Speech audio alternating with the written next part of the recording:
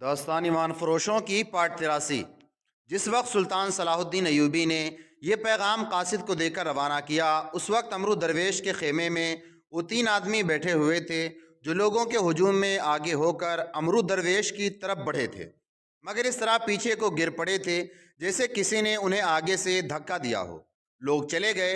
अमरू दरवेश बाहर से उठकर खेमे के अंदर चला गया था और तीन आदमी कुछ दूर तक लोगों के साथ गए और उनकी नज़रें बचाकर एक एक करके वापस आए और अमरू दरवेश के खेमे में चले गए थे। ये उसी के गिरोह के आदमी थे और उसी इलाके के मुसलमान थे। सूडानी हुकूमत से उन्हें बहुत इनाम मिलता था। मेरा ख्याल था कि कपड़ा नहीं जलेगा। अमरू दरवेश ने कहा। उसके नीचे आतिशगीर सयाल कम रखा गया और ऊपर पानी ज़्यादा उंडेल दिया गया था। तुम्हें अभी यह भी नहीं मालूम हुआ कि यह तेल पानी पर डाल दिया जाए तो जल उठता है। उस आदमी ने कहा जिसने कपड़े पर मशकीज़े से पानी छिड़का था, हम पहले आजमा चुके थे। लोगों पर उसका असर क्या हुआ? अमरू दरवेश ने पूछा। हम कुछ दूर तक उनके साथ गए थे। एक ने जवाब दिया, वो पानी को आग लगाने को तुम्हारा मोजज़ा समझते हैं।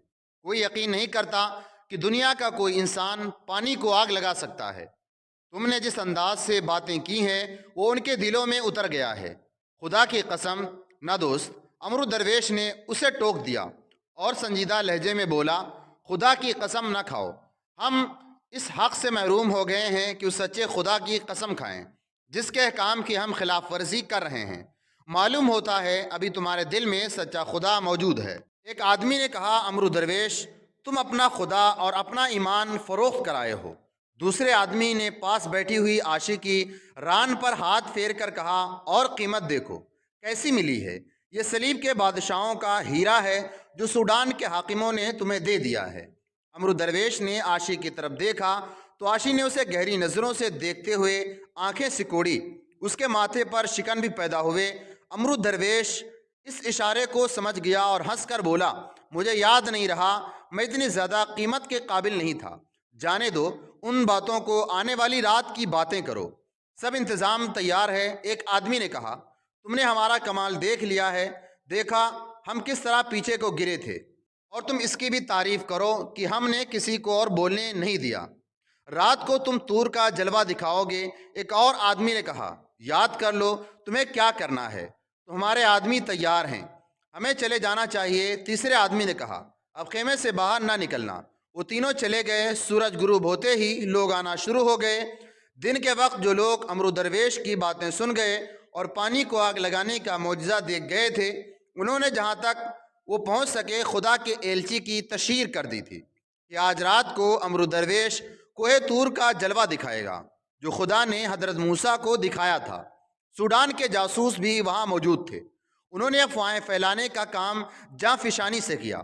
उसके नतीजे में शाम के बाद अमरू दरवेश के खेमे के सामने लोगों का हुजूम दिन की निस्बत ज़्यादा थी। खेमे के अक़ब में और दाएं बाएं किसी को खड़ा होने की इजाज़त न थी। अमरू दरवेश अभी खेमे में था। बाहर दो मशालें जल रही थीं जिनके डंडे ज़मीन में गड़े हुए थे। लोग खुदा के एलची को देखने के लिए बेचैन हो रहे थे। खेमे के पर्दे को जुम्बिश हुई। आशी सामने आई जिसका लिबास स्याह था। एक फ़राक था जो कंधे से पाँव तक था। उस पर बर्फ़ के ज़र्रे चिपके हुए थे जो मशालों की रोशनी में सितारों की तरह टिमटिमाते और चमकते थे।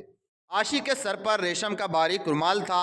उसके बाल रेशम जैसे थे जो शानों पर इस अंदाज से पड़े हुए थे क्यूरिया शानों की सहेदें उनमें सितारों की तरह नज़र आती थीं। वो खूबसूरत तो थी ही, उनका बनाव सिंगार और सद्दत ऐसी थी जिसमें तिलस्माती सा तासुर था और वो जो हैवानी जज्बे को उकसा रही थी। पहाड़ियों और जंगलों में रहने वाले इन लोगों के लिए लड़की, उसकी चाल और उसका लिबास अजूबे से कम न था। उनकी नज़रें गिरफ्तार हो गईं और उन पर सिहर तारी हो गया। आशी के एक हाथ में गज डेढ़ गज लंबे और उससे आधे चौड़े कालीन का एक टुकड़ा था जो उसने दोनों मशालों के दरमियान बिछा दिया। उसने दोनों बाजुओं को फैलाए और आसमान की तरफ देखा। खेमे का पर्दा हटा और अमरू दरवेश मस्ताना चाल चलता कालीन पर खड़ा हो गया। उसने भी आशी की तरह बाजू दाएं बाएं फैलाए, आसमान की तरफ देखा और कुछ बड़बड़ाने लगा। ए खुदा की बरगुज़ीदा हस्ती जिसका एहतराम हम सब पर फ़र्ज है, हम तेरे हुजूर हाजिर हुए हैं। या उन तीन आदमियों में से एक था जिनका ऊपर जिक्र हो चुका है। اس نے کہا تیرے دین کی باتیں ہمارے دلوں میں اتر گئی ہیں، مگر ایک شک ہے، ہمیں طور کا جلوہ دکھا جس کا تو نے وعدہ کیا تھا۔ مصر فرعونوں کا ملک ہے۔ امرود درویش نے بلند آواز سے کہا، فرعون مر گئے مگر خدا نے مصر کی بادشاہی جس کو بھی دی وہ فرعون بنا۔ یہ مصر کی زمین کی، پانی کی اور مصر کی ہوا کا تاثیر ہے۔ جو کلمہ رسول پڑھتے تھے وہ بھی فرعون بنے۔ حضرت موسیٰ نے فرعون کی خدائی کو للکارا اور نیل کے پانی کو کاٹ کر دکھا دیا۔ اب مصر ایک بار پھر فرعونوں کے قبضے میں آ گیا ہے۔ وہاں شراب کی نہریں بہتی ہیں اور پردہ نشین کنواریوں کی عصمتوں سے کھیلا جاتا ہے۔ خدائے ذوالجلال نے ہمارے اس خطے کو یہ سعادت بخشی ہے کہ مصر کو فرعون سے آزاد کراؤ۔ خداوند دو عالم نے تمہیں کوہ طور کا جلوہ بخشا ہے۔ امرود درویش نے بازو پھیلائے اور آسمان کی طرف دیکھ کر جوشیلی آواز میں کہا، اپنے بھٹکے ہوئے بندوں کو اپنا وہی نور دکھا جو تو نے موسیٰ کو دکھایا تھا۔ اس نے لپک کر ایک مشال زمین سے اکھاڑے۔ رات تاریک ہو چکی تھی۔ پہاڑ، چٹانیں اور درخت اندھیرے کی سیاہی میں روپوش ہو گئے تھے۔ روشنی صرف ان دو مشالوں کے شعلوں کی تھی جس میں امرود درویش اور عاشی نظر آ رہے تھے۔ امرود درویش نے مشال اوپر کی اور ایک سمت اشارہ کر کے کہا، ادھر دیکھو، ادھر ایک پہاڑی ہے، تم اس پہاڑی کو نہیں دیکھ سکتے، اس کا جلد دیکھو۔ اس نے مشال اور زیادہ اوپر کر کے دائیں بائیں لہرائی۔ اس کے ساتھ ہی سامنے پہاڑی سے ایک شعلہ اٹھا اور ذرا سی دیر میں کم ہوتے ہوتے ختم ہو گیا۔ لوگوں کے منہ کھلے کے کھلے رہ گئے۔ حیرت زدگی نے ان کی زبانیں گنگ کر دی۔ اگر تم نے خدا کا اس جلوے کو بھی اپنے دلوں میں نہ اتارا تو شعلہ جو تم نے دیکھا ہے تمہارے سرسبز علاقے کو ریگزار بنا دے گا۔ امرود درویش نے کہا، میں اسے روک نہیں سکتا، اسے تم نے دعوت دی ہے۔ امرود درویش اپنے خیمے میں چلا گیا۔ عاشی نے لوگوں کو اشارہ کیا وہ چلے جائیں۔ لوگ وہاں سے جانے لگے تو ایک دوسرے کے ساتھ باتیں کرتے ہوئے گھبراتے تھے۔ ان کے دلوں میں کوئی شک نہیں رہا تھا۔ جب وہ خیمے سے دور نکل گئے تو ایک آدمی جو ان کے ساتھ تھا دوڑ کر آگے ہوا اور سب کی طرف منہ کر کے رک گیا۔ سب نے دیکھا وہ ایک گاؤں کی مسجد کا پیش امام تھا۔ ذرا رک جاؤ، امام نے بازو پھیلا کر کہا۔ سب رک گئے تو اس نے کہا، اپنے ایمان کو قابو میں رکھو۔ مسلمانوں، یہ جادوگری ہے جو تم دیکھ آئے ہو، یہ شعبدہ بازی ہے۔ رسول خدا کے بعد نہ کوئی پیغمبر آیا ہے نہ آئے گا۔ خدا ایسے گنہگاروں کے جلوے اور نور نہیں دکھایا کرتا جو اپنے ساتھ بے حیا لڑکیاں لیے پھرتے ہیں۔ یہ لڑکی نہیں، جن ہے۔ ایک آدمی نے کہا، جنات انسانوں کے روپ میں نہیں آ سکتے۔ امام نے کہا، جنات کسی انسان کے غلام نہیں ہو سکتے۔ مسلمانوں، اپنے عقیدے کی حفاظت کرو۔ سلطان صلاح الدین ایوبی فرعون نہیں، وہ خدا کا سچا بندہ ہے۔ اس نے پیغمبری کا دعویٰ نہیں کیا۔ وہ تمہارے مذہب کا پاسبان اور صلیب کا دشمن ہے۔ محترم امام، ایک آدمی نے کہا، کیا آپ پانی کو آگ لگا سکتے ہیں؟ اس کی نہ سنو۔ ایک اور آدمی نے کہا، یہ اپنی امامت قائم رکھنا چاہتا ہے، ہم نے جو دیکھا ہے وہ آپ دکھا دیں۔ ایک اور نے کہا، پھر ہم آپ کی اطاعت قبول کر لیں گے۔ میرے ساتھ اس پہاڑی پر چلو جہاں سے شعلہ اٹھا تھا۔ امام نے کہا، میں تمہیں دکھاؤں گا کہ یہ کیا شعبدہ ہے۔ اگر میں غلط ہوا تو مجھے اسی جگہ قتل کر دینا جہاں شعلہ بھڑکا تھا۔ ہم خدا کے کاموں میں دخل دینے کی جرت نہیں کریں گے۔ ایک آدمی نے کہا، دو تین آدمی ایک ساتھ بول پڑے، وہ بھی امام کے خلاف بول رہے تھے۔ انہوں نے لوگوں کو ایسا اشتعال دلایا کہ سب چل پڑے اور امام کو دھکے دیتے آگے چلتے گئے۔ امام اکیلے کھڑا رہا۔ کچھ دیر وہاں کھڑا رہ کر امام اس پہاڑی کی طرف چل پڑا جس پر شعلہ اٹھا تھا۔ بہت ہی تیز چلا جا رہا تھا۔ ایک پتھریلے ویرانے سے گزر کر چٹان کے دامن میں پہنچا تو دو آدمی اس سے کچھ دور پیچھے چلے جا رہے تھے۔ امام چٹان کے ساتھ ساتھ چلا جا رہا تھا۔ پیچھے جانے والے دونوں آدمی اور تیز ہو گئے۔ ان کی قدموں کی آٹیں سن کر امام رک گیا۔ وہ دونوں اس کے قریب جا رکے۔ ان کے چہرے کپڑوں سے چھپے ہوئے تھے۔ امام نے ان سے پوچھا کہ وہ کون ہے؟ انہوں نے کوئی جواب نہ دیا۔ ان میں سے ایک امام کے پیچھے چلا گیا۔ امام اس کی طرف مڑا تو دوسرے نے امام کی گردن کے گرد اپنا بازو لپیٹ لیا۔ امام نے کمر بند سے خنجر نکالا مگر اس کا خنجر والا ہاتھ ایک آدمی کے ہاتھ کے شکنجے میں آ گیا۔ اس کی گردن دوسرے آدمی کے بازو کے شکنجے میں تھی جو اتنا تنگ اور سخت ہو گیا تھا کہ اس کا سانس رک گیا رہا تھا۔ اس نے آزاد ہونے کی آخری کوشش کی۔ وہ پوری طاقت سے اچھلا، دونوں پاؤں جوڑ کر سامنے والے کے پیٹ میں مارے۔ اس سے پیچھے سے ایک آدمی نے جکڑ رکھا تھا۔ سامنے والا امام کی لاتوں سے پیچھے کو گرا اور اس کے پیچھے والا دھکا برداشت نہ کر سکا، وہ بھی پیچھے کے گرا اور امام کی گردن پر اس کی بازو کی گرفت ڈھیلی پڑ گئی۔ امام نے ایک اور جھٹکا دیا اور آزاد ہو گیا۔ اب وہ ایک خونریز لڑائی کے لیے تیار ہو کر اٹھا، لیکن وہ دونوں آدمی بھاگ گئے۔ ان کے بھاگنے کی وجہ ضرور یہ ہو سکتی تھی کہ وہ دونوں اسی علاقے کے مسلمان تھے، انہیں پہچان جانے کا خطرہ تھا۔ امام نے انہیں پکارا، للکارا، لیکن وہ غائب ہو گئے تھے۔ امام نے آگے جانا مناسب نہ سمجھا اور وہیں سے واپس چلا گیا۔ عمر درویش کے خیمے میں وہی 3 آدمی بیٹھے تھے جو دن کے وقت بھی اس کے پاس آئے تھے۔ انہوں نے عمر درویش کو بتایا کہ لوگ وہی تاثر لے کر گئے ہیں جو ان پر پیدا کرنے کی کوشش کی گئی تھی۔ انہوں نے اسے یہ بھی بتایا کہ کل رات اسے آگے ایک اور گاؤں کے قریب جانا ہے اور طور کا جلوہ ایک اور پہاڑی پر دکھانا ہے۔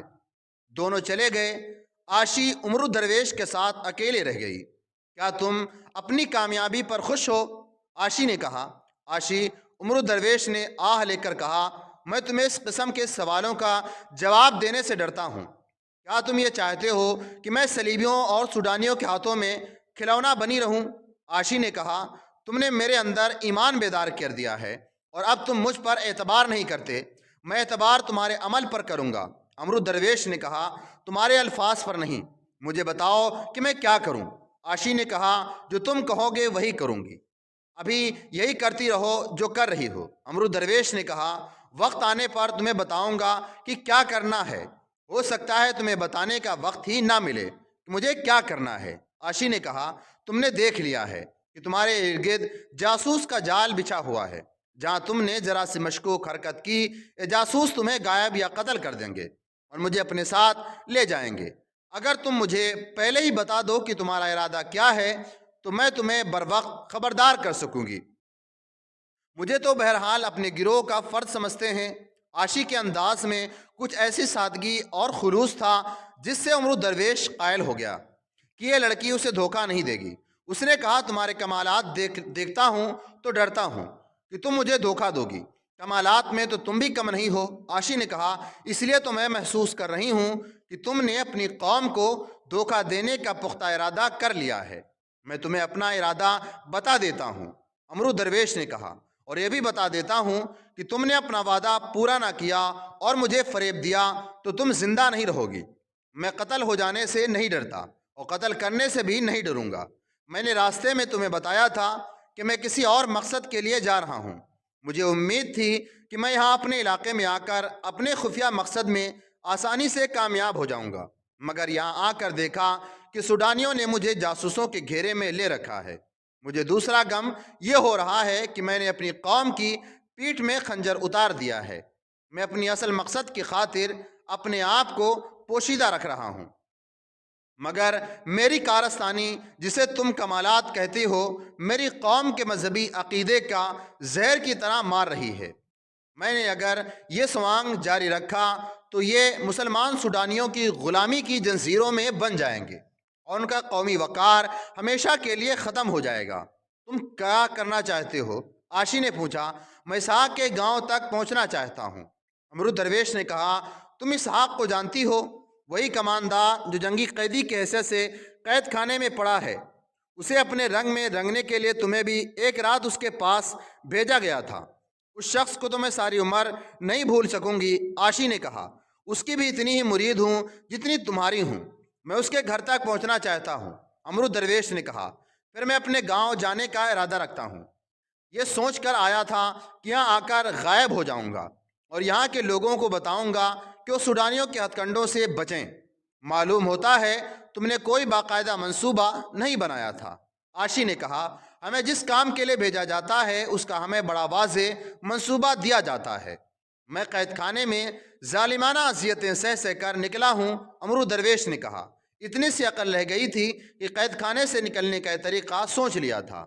یہاں آ کر حالات ایسے ہو گئے کہ اپنے مقصد کی کامیابی ناممکن نظر آتی ہے۔ اب مجھے سوچنے دو۔ عاشی نے کہا، اگر ہم خدا کی راہ میں ثابت قدم رہے تو تم اپنے مقصد میں کامیاب ہو جاؤ گے۔ کل ہم آگے جا رہے ہیں، کوئی صورت نکل آئے گی۔ ضرورت یہ ہے کہ ہمیں وہاں کے کسی عقل مند آدمی کے ساتھ ملاقات کا موقع مل جائے۔ इस इलाके में अमरू दरवेश के खेमे से 2-2.5 मील दूर मिस्री ताजिरों का एक काफिला आया। 4 आदमी और 6 ऊँट थे। काफिले का सरदार दाढ़ी वाला एक बुजुर्ग सीरत इंसान था, जिसने एक आंख पर सब्ज रंग के कपड़े का टुकड़ा लटका रखा था, जैसे उसकी आंख खराब हो। ये काफिला 2 रातें पहले सूडान की सरहद में दाखिल हुआ था। पहले बताया जा चुका है कि सुल्तान अयूबी ने मिस्र से सूडान में अनाज स्मगलिंग करने की दरपर्दा इजाज़त दे रखी थी। दूसरी अजनास की भी स्मगलिंग की जाती थी। सूडान में इस अशिया की किल्लत थी। मिस्र के स्मगल दरअसल सुल्तान अयूबी की इंटेलिजेंस के आदमी थे। उन्हें मिस्र की सरहदी दस्ते नहीं रोकते थे और सूडान की सरहद के पहरेदार भी उन्हें नज़रअंदाज कर देते थे। ये काफिला भी बिला रोक टोक सरहद पार करके सूडान में दाखिल हो गया, लेकिन रात की तारीकी की वजह से सूडान के सरहदी पहरेदार ये न देख सके कि 4 ताजिरों और 6 ऊँटों का एक काफिला सूडान के किसी शहर की तरफ जाने के बजाय उस पहाड़ी इलाके के सिमत चला गया है जहाँ मुसलमान आबाद थे। उधर ताजिरों के किसी काफिले को जाने की इजाज़त नहीं थी, क्योंकि सूडान की हुकूमत मुसलमानों के अनाज और दीगर अजनास से और तिजारत से महरूम रखना चाहती थी। ये काफिला रात भर चलता रहा। सुबह हुई तो ऊँटों को टीलों के इलाके में छिपा दिया गया। सरहद पीछे रह गई थी। उन लोगों ने सारा दिन वहीं छिप कर गुजारा। रात तारीख हुई तो काफिला फिर चल पड़ा और आधी रात के वक्त पहाड़ी इलाके में दाखिल हो गया। ये काफिले की मंजिल थी। शहर के वक्त काफिला एक गांव में दाखिल हुआ। मेरे कारवां एक मकान के सामने रुका। दरवाजे पर दस्तक दी। कुछ देर बाद दरवाज़ा खुला। एक आदमी हाथ में दिया लिए बाहर आया। मेरे कारवां ने उसके कान में कुछ कहा। दरवाज़ा खोलने वाले ने कहा, खुशामदीद, तुम सब फौरन अंदर चलो, ऊँटों को हम संभाल लेंगे। चारों ताजिर अंदर चले गए। मेज़बान ने अपने घर वालों को और पड़ोस के 2-3 आदमियों को जगाया। सबने ऊँटों को मुख्तलिफ घरों के ऊँटों में बांट दिया। सामान उतार कर मेज़बान के घर में रख दिया गया। मेरे कारवां ने कहा कि सामान फौरन खोलो और गायब कर दो। सब ने सामान खोला तो उसमें अनाज के बजाय तीरों का ज़ख़ीरा था। कमाने, तलवारें और खंजर थे और 3-4 बोरियों में आतिशगीर मादे से भरी हुई हांडियाँ थीं। ये सामान गायब कर दिया गया। क्या मैं अपने आप में आ जाऊं? मेरे कारवां ने पूछा। तंग आ गया हूं, कोई ख़तरा नहीं, मेज़बान ने कहा। सब अपने लोग हैं। मेरे कारवां ने लंबी दाढ़ी उतार दी और आँख से सब्ज कपड़ा भी उतार दिया। दाढ़ी नकली थी, उसकी असली दाढ़ी थोड़ी छोटी और सलीके से तराशी हुई थी। सामान इधर उधर छिपा कर जब आदमी मेहमानों के पास आए तो एक आदमी मेरे कारवां को देख कर ठिठक गया। मेरे कारवां मुस्कुराया और पूछा, पहचाना नहीं था मुझे? ओह मेरे दोस्त अली बिन सुफियान। उस आदमी ने कहा, खुदा की कसम मैंने नहीं पहचाना था। उसने आह भरकर कहा, हमारी खुशनसीबी है कि आप खुद आ गए। यहाँ के हालात ठीक नहीं। मुझे इत्तला मिल गई थी कि सूडान के कैद खाने के एक सिपाही ने सूडानी फौज के 2 कमांडरों को कत्ल कर दिया है। अली बिन सुफियान ने कहा, और मुझे यह भी पता चला कि सूडानी हमारे जंगी कैदियों को हमारे खिलाफ इस्तेमाल करने की कोशिश कर रहे हैं। लंबी दाढ़ी और आंख पर पट्टी और ताजरों के चुगे के बहरूप में सुल्तान सलाहुद्दीन अयूबी का माहिर जासूस और सुराग रसां अली बिन सुफियान था, जो यहाँ के हालात का जायज़ा लेने आया था। उसे जासूसों ने काहिरा में जो खबर दी थी वो उनकी रोशनी में बातें कर रहा था, और वो जिस घर में बैठा था उसके भेजे हुए जासूसों का मरकज़ था। उसका मेज़बान सूडानी बाशिंदा था। ये सब लोग सुल्तान अयूबी के परस्तार थे। उन लोगों ने अली बिन सुफियान को एक नई बात सुनाई। अफवाह फैल रही है कि खुदा का कोई एलची आया है जो पानी को आग लगाता है। मेज़बान ने अली बिन सुफियान को बताया।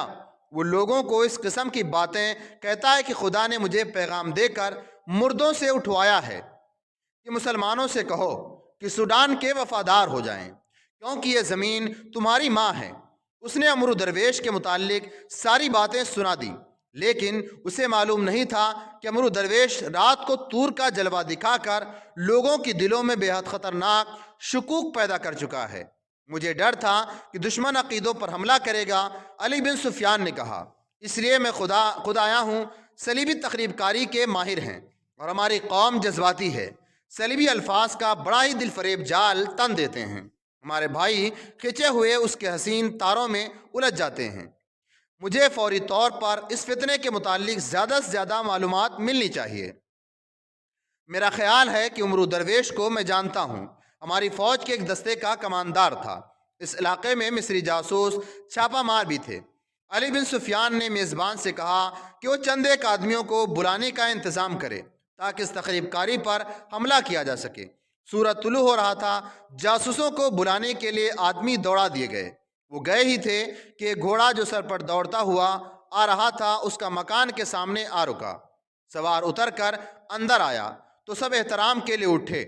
یہ امام تھا، اور یہ وہی امام تھا جس نے عمرو درویش کے خلاف آواز اٹھائی تھی۔ لوگ اسے دھکے دیتے چلے گئے تھے۔ پھر رات اس پر دو نامعلوم آدمیوں نے قاتلانہ حملہ کیا تھا۔ امام وہیں سے واپس آ گیا تھا۔ اسے معلوم تھا کہ مسلمانوں نے اس گاؤں اور اس گھر کو جاسوسی اور دیگر سرگرمیوں کا خفیہ مرکز بنا رکھا ہے۔ امام اپنے گھر گیا اور گھوڑے پر سوار ہو کر اس گاؤں کو روانہ ہو گیا۔ یہ امام اس پر یقین رکھتا تھا کہ عمرو درویش شعبدہ باز ہے۔ وہ اس گاؤں میں رپورٹ دینے اور شعبدہ بازی کے خلاف کارروائی کرنے کے لیے مدد لینے آیا تھا۔ آگے علی بن سفیان بیٹھا تھا۔ امام علی بن سفیان سے واقف نہیں تھا۔ تعارف کرایا گیا تو امام نے تفصیل سے سنایا کہ عمرو درویش نے کیا شعبدہ دکھایا ہے اور مسلمان تماشائیوں نے اس کا کس طرح اثر قبول کر لیا ہے۔ اگر ہم نے یہ سلسلہ نہ روکا تو مسلمان اپنے عقیدوں سے منحرف ہو جائیں گے۔ امام نے کہا، یہ شخص جو اپنا نام عمرو درویش بتاتا ہے آج رات اگلے گاؤں کو جا رہا ہے اور یہی شعبدہ دکھائے گا۔ انہوں نے تھوڑی دیر اس مسئلے پر غور کیا۔ ایک طریقہ یہ سوچا گیا کہ عمرو درویش کو قتل کر دیا جائے۔ علی بن سفیان نے اتفاق نہ کیا۔ اس نے اس قسم کا اظہار کیا کہ اسے یقین ہے کہ عمرو درویش کو قتل کے بغیر راہ راست پر لایا جا سکے گا اور اسی کی زبان سے کہلوایا جائے گا کہ اس نے جو معجزے دکھائے ہیں وہ شعبدہ بازی تھی۔ قتل کے خلاف وہ دلائل دیتے ہوئے کہا کہ اس طرح لوگ اسے اور زیادہ برحق ماننے لگیں گے۔ علی بن سفیان کے ساتھ تاجروں کے بھیس میں جو 3 آدمی آئے تھے وہ مصری فوج کے غیر معمولی طور پر ذہین، اپنے فن کے ماہر اور تجربہ کار لڑاکا جاسوس تھے۔ علی بن سفیان نے انہیں تاجروں کے بھیس میں ساتھ لیا، خود لمبی داڑھی اور ایک آنکھ پر سبز پٹی کا بہروپ چڑھایا، گھوڑے منگوائے، چند اور آدمیوں سے کہا کہ وہ گھوڑوں اور اونٹوں پر سوار ہو کر اس کے پیچھے پیچھے آئیں۔ اس نے سب کو ہدایت دی اور امام کے ساتھ اس سمت روانہ ہو گیا جہاں عمرو درویش کو خیمہ زن ہونا تھا۔ عمرو درویش صبح طلوع ہوتے ہی اگلے مقام کے لیے روانہ ہو گیا تھا۔ اس کے ساتھ ہی اس علاقے کے لوگوں کے لباس میں اس کی حفاظت کے لیے جا رہے تھے۔ اس کی تشہیر دور دور تک ہو گئی تھی۔ وہ ایک اور گاؤں سے کچھ دور رک گیا اور خیمہ گاڑ دیا گیا۔ تھوڑی سی دیر میں وہ آشی تیار ہو گئے۔ خیمے کے سامنے 2 مشالیں جلا کر گاڑ دی گئیں۔ اس کے ساتھیوں نے گاؤں والوں کو جو بتایا کہ انہوں نے خدا کے ایلچی کے معجزے سنے ہیں، ان کے گاؤں کے باہر خیمہ زن ہے۔ لوگ دوڑ گئے۔ جن لوگوں نے ایک روز پہلے عمرو درویش کو دیکھا تھا وہ بھی دور کا فاصلہ طے کر کے آ گئے۔ عمرو درویش دونوں مشالوں کے درمیان چھوٹے سے قالین پر بیٹھ گیا۔ آشی اپنے اسی بھڑکیلے لباس اور طلسماتی بناؤ سنگار سے آراستہ تھی۔ عمرو درویش کے سامنے کپڑا لپٹا پڑا تھا۔ اس نے وہی اداکاری شروع کر دی جو پہلے کر چکا تھا۔ ایک آدمی نے وہی سوال پوچھا جو پہلے پوچھا گیا تھا۔ عمرو درویش نے وہی باتیں اسی انداز سے دہرا کر کہا کہ کسی کے پاس پانی ہو تو کپڑے پر ڈالا جائے۔ علی بن سفیان اپنی پارٹی کے ساتھ پہنچ چکا تھا اور اس نے عمرو درویش کو پہچان لیا تھا۔ اسے اچھی طرح معلوم تھا کہ یہ شخص مصری فوج کے ایک دستے کا کماندار ہے۔ علی بن سفیان کو بتایا گیا کہ عمرو درویش پانی کو آگ لگاتا ہے۔ علی بن سفیان کو ایک شک تھا، یہ تسلیم نہیں کیا جا سکتا تھا کہ پانی کو آگ لگ سکتی ہے۔ اس کے دماغ میں جو شک پیدا ہوا تھا اس کے مطابق چھوٹے سے مشکیزے میں پانی اپنے ساتھ لے گیا۔ جو ہی عمرو درویش نے کہا کہ کسی کے پاس پانی ہو تو اس کپڑے پر ڈالے تو ایک آدمی تیزی سے آگے بڑھا۔ اس کے پاس مشکیزہ تھا۔ اس نے کچھ پانی کپڑے پر انڈیل دیا۔ علی بن سفیان آگے بڑھا اور مشال زمین سے اکھاڑ کر لوگوں سے کہا، تم میں سے کوئی آدمی آگے آئے۔ ایک آدمی جو علی بن سفیان کے ساتھ آیا تھا آگے آیا۔ علی بن سفیان نے مشال اس کے ہاتھ میں دے کر کہا، اس کپڑے پر شعلہ رکھو۔ وہ آدمی ہچکچایا۔ علی بن سفیان نے لوگوں سے کہا، تم میں سے کوئی بھی آدمی اس پانی کو آگ لگا سکتا ہے؟ اس آدمی نے مشال کا شعلہ پکڑے قریب کیا تو کپڑے سے شعلہ بھڑک اٹھا۔ ایک آدمی جو امرو درویش کا ساتھی تھا بولا، تم کوئی شعبدہ باز ہو، پیچھے ہٹو ورنہ تم پر خدا کی اس برگزیدہ شخصیت کا قہر نازل ہوگا۔ امرو درویش خاموشی سے اور حیرت سے علی بن سفیان کو دیکھ رہا تھا۔ علی بن سفیان نے اپنا کمر بند کھول کر امرو درویش کے آگے رکھ دیا اور اس پر پانی انڈیل کر کہا، اگر تم خدا کے ایلچی ہو تو اس کپڑے کو آگ لگاؤ۔ اس نے مشال امرو درویش کے آگے کر دی، مگر امرو درویش اس کے منہ کی طرف دیکھتا رہا۔ لوگوں نے آپس میں خسر پسر شروع کر دی۔ علی بن سفیان کے ساتھ آئے آدمیوں نے امرو درویش کے خلاف بولنا شروع کر دیا۔ امام کی آواز سب سے زیادہ بلند تھی۔ امرو درویش کے آدمیوں نے اس کی حمایت میں بولنا شروع کر دیا۔ دونوں طرف سے بولنے والے جاسوس تھے۔ یہ بھی جنگ تھی، حق اور باطل مارکا آرا تھے۔ علی بن سفیان نے لوگوں کو ادھر الجھا دیکھا تو امرو درویش کے سامنے بیٹھ گیا۔ امرو درویش، اس نے دھیمی آواز میں کہا، ایمان کی کتنی قیمت ملی ہے؟ تم کون ہو؟ امرو درویش نے پوچھا، بہت دور سے آیا ہوں۔ علی بن سفیان نے کہا، تمہاری شہرت سرحد پار سنی تھی اور تمہیں دیکھنے آیا ہوں۔ امرو درویش نے بے چینی سے ادھر ادھر دیکھا اور پوچھا، میں تم پر کس طرح اعتبار کر لوں؟ میری داڑھی پر ہاتھ پھیرو۔ علی بن سفیان نے کہا، مصنوعی ہے، ایمان کی جو قیمت وصول کی ہے اسے دوگنی دوں گا۔ یہ شعبدہ بازی ختم کرو، میں تمہیں ساتھ لے جاؤں گا، میں قاتلوں کے گھر میں ہوں۔ امرو درویش نے کہا، میری نہیں مانو گے تو قتل ہو جاؤ گے۔ علی بن سفیان نے کہا، تم جانتے ہو کہ یہاں ہمارے بہت سے آدمی موجود ہیں، تمہارے ساتھ کتنے آدمی ہیں مجھے معلوم نہیں۔ امرو درویش نے کہا اور پوچھا، تمہارا نام کیا ہے؟ بتا نہیں سکتا۔ علی بن سفیان نے کہا، میں جو پوچھتا ہوں وہ بتاؤ، طور کا جلوہ کیا ہے؟ صاحب بتا دو، تمہاری حفاظت کی ذمہ داری لیتا ہوں۔ جب اٹھو گے تو اپنے دائیں طرف دیکھنا۔ امرو درویش نے کہا، اونچی پہاڑی کے آگے ایک اونچی چٹان ہے، ایک بہت بڑا درخت ہے، شام سے ذرا بعد وہاں اپنے آدمی چھپا دینا۔ جس طرح پانی کو آگ لگنے کا بھید جان گئے ہو، طور کا جلوہ بھی جان جاؤ گے۔ مجھے موقع دو کہ یہ تماشا دکھاؤں، تم وہاں سے شعلہ نہ اٹھنے دینا۔ میرے فرار کا اور میری حفاظت کا فرض تم پر پورا کرو گے۔ بس میری شعبدہ بازی یہی ہوگی کہ یہاں سے نکل بھاگوں۔ مجھے اسحاق کو قید خانے سے آزاد کرانا ہے۔ اٹھو اور اعلان کرو کہ رات کو طور کا جلوہ دکھاؤں گا۔ علی بن سفیان کی جگہ کوئی اور آدمی ہوتا تو امرو درویش کی یہ ادھوری سی بات نہ سمجھ سکتا۔ علی بن سفیان اسی میدان کا کھلاڑی تھا، وہ اشارے سمجھ لیتا تھا۔ اس نے اٹھ کر اعلان کیا، خدا کے برگزیدہ انسان رات کو طور کا جلوہ دکھائے گا۔ میں اس کی بات سمجھ لی ہے، تم سب چلے جاؤ، شام کے بعد آنا۔ علی بن سفیان اٹھ کر چلا گیا۔ لوگوں نے اسے گھیر لیا اور پوچھا کہ امرو درویش کے ساتھ اس کی کیا باتیں ہوئی ہے۔ اس نے بلند آواز سے کہا، اس برگزیدہ ہستی کے سینے میں ایک پیغام اور ایک راز ہے۔ میں نے اپنا شک رفع کر لیا ہے، رات کو اس کا معجزہ ضرور دیکھنا۔ امرو درویش کے آدمی اس کے پاس جا بیٹھے اور پوچھا کہ اس آدمی کے ساتھ کیا باتیں ہوئی ہیں۔ امرو درویش نے جواب دیا، میں نے اسے قائل کر لیا ہے، لیکن یہ ہے کون؟